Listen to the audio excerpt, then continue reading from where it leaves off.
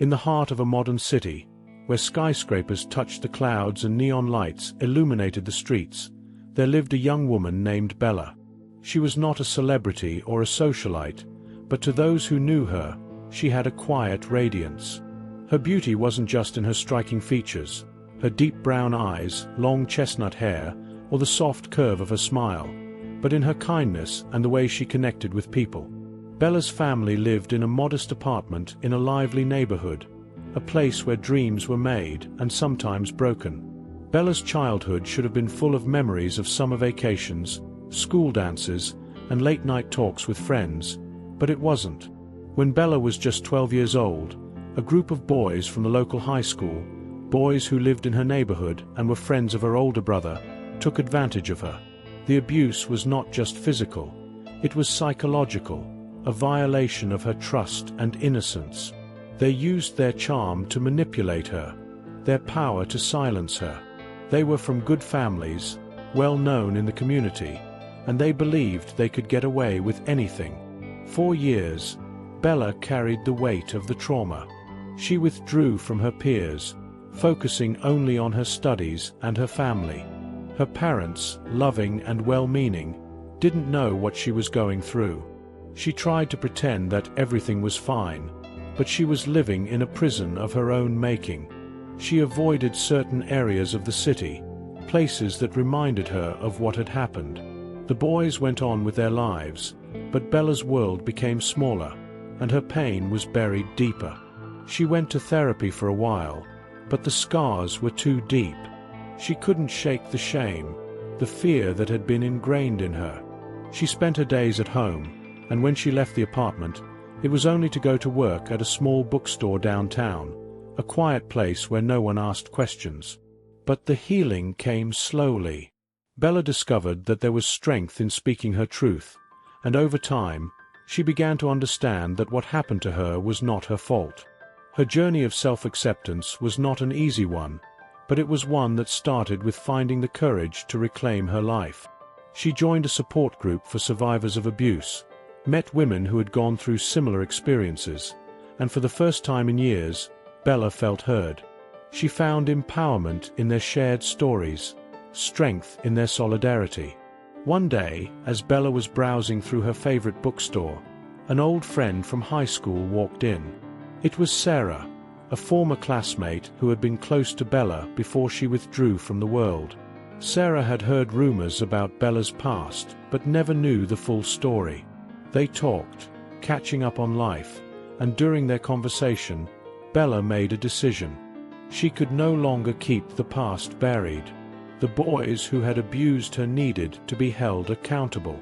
It wasn't just about her. It was about every other person they had hurt and might hurt in the future. Sarah listened to Bella's story, and though she was shocked, she immediately offered her support. Bella wasn't alone in this anymore. She wasn't just a survivor, she was a warrior. Together, they started to gather information, searching for the truth.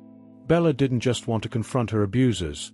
She wanted to shine a light on the toxic culture that allowed their actions to go unpunished.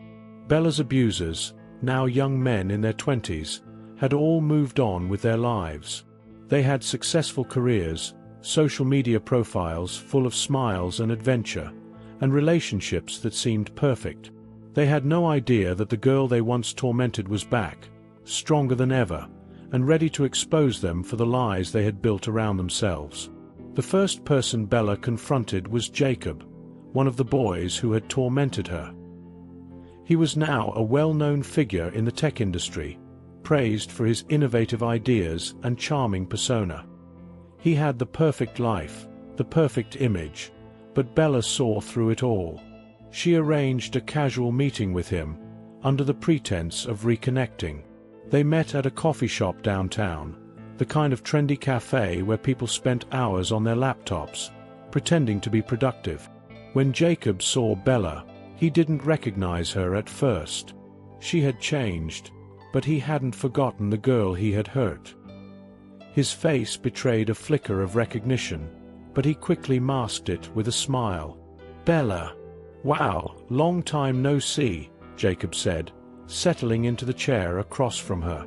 Bella looked at him, her eyes unyielding. "I bet you didn't think you'd ever see me again, did you?" she asked, her voice calm but firm. Jacob faltered for a moment. I don't know what you mean." Bella leaned in, her gaze locking onto his. "You know exactly what I mean, Jacob. You and your friends. What you did to me all those years ago. It's time for you to answer for it." What followed was a series of calculated and deliberate moves. Bella knew she couldn't do this alone. She reached out to the others, women who had suffered at the hands of the same group of boys, now men. Each one of them had buried their pain, but with Bella's courage leading the way, they found the strength to speak out. It wasn't just about their own experiences. It was about holding the men accountable for the power they had abused. The evidence they gathered was irrefutable. Text messages, photos, and stories from the women who had been too afraid to speak out. Bella had become a symbol of resilience and determination. She didn't let fear or doubt control her anymore. The fight for justice wasn't just for herself. It was for everyone who had been silenced. But the backlash was fierce. The men who had once been untouchable fought back, using their influence and resources to try to discredit Bella and the women who stood with her. They used their social media platforms, their public images, and their connections to mount a campaign of harassment against her. They labeled Bella as a troublemaker, a liar, and an opportunist. But Bella had already made peace with the fact that her journey was never going to be easy. She went public, sharing her story with the world. Her blog became a platform where she spoke candidly about her trauma, her healing, and her fight for justice. She connected with other survivors through social media, and her following grew exponentially.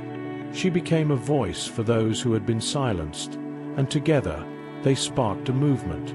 The battle was long. The legal process dragged on, and Bella faced numerous setbacks. But she was no longer the girl who hid in the shadows. She was a woman who had found her voice, and she would use it to change the world. Eventually, the men were brought to trial. The evidence was undeniable, and the truth could no longer be hidden. The court case was a public spectacle, with media outlets covering every detail. Bella stood tall in the face of it all, unwavering. She knew that the end of this chapter would be the beginning of something bigger, a shift in the way society viewed abuse, power, and justice. The men who had once thought themselves untouchable were now facing the consequences of their actions. In the aftermath, Bella found herself not just free of the past, but empowered by it. She had not only reclaimed her life, but had given a voice to countless others. She continued to speak out, using her platform to help others find healing. Her journey wasn't over. It had just begun. The world, for the first time, had begun to see the truth, and Bella had become the beacon of hope for a generation that refused to be silenced.